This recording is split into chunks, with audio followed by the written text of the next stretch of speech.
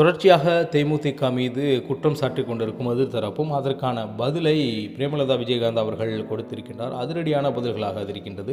அதை குறித்து தான் இன்றைய காணொலி காணவிருக்கிறோம். நீங்கள் நமது தொலைவலிக்கு வருவது புதியது என்றால் மறக்காம நம்ம சேனலை சப்ஸ்கிரைப் செய்துவிட்டு பெல் பட்டனை அழுத்துங்கள். வாருங்கள் காணொலிக்குள் செல்லலாம்.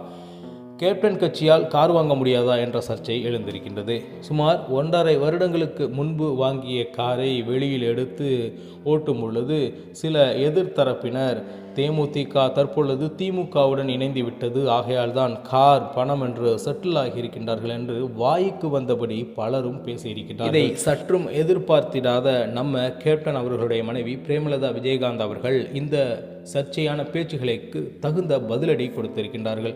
கேப்டன் கட்சியால் கார் வாங்க முடியாதா? சுமார் 1.5 ஆண்டுகளுக்கு முன்பு வாங்கிய காரை வெளியில் எடுத்துச் செல்லும் பொழுது இதை போன்ற பேச்சுகள் எல்லாம் இவர்கள் பேசுவார்களா?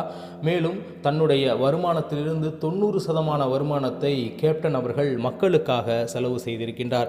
அவருடைய குடும்பமோ அவருடைய கட்சியோ ஏதேனும் வாங்கினால் இவர்களுக்கு ஏன் இவ்வாறு தோன்றுகின்றது என்றெல்லாம் கேள்வி கணைகளை செய்தியாளர் முன்பு கேட்டிருக்கின்றார்.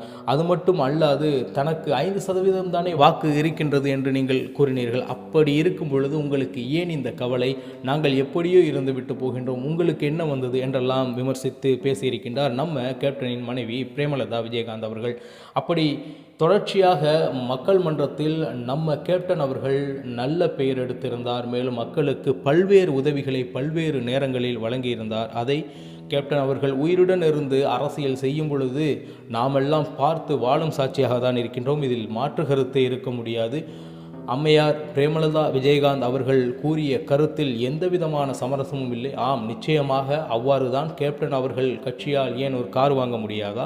மேலும் இது பழைய கார், ஏற்கனவே வாங்கியது தான். இதை பார்த்து எதிர்த்தரப்பினர் ஏன் இப்படி விமர்சனங்களை அள்ளி வீச வேண்டும் என்ற கேள்வியை நாமும் வைக்கின்றோம். அடுத்ததாக தேசிய முற்போக்கு திராவிட கழகம் திமுகவிடத்தில் 25 உத்தேச தொகுதி பட்டியலை கொடுத்திருக்கின்றதாம். மேலும் அவ்வாறு கொடுக்கப்பட்ட தொகுதிகளில் 10 சிறந்த தொகுதிகளை அவர்கள் கேட்டிருக்கின்றார்கள்.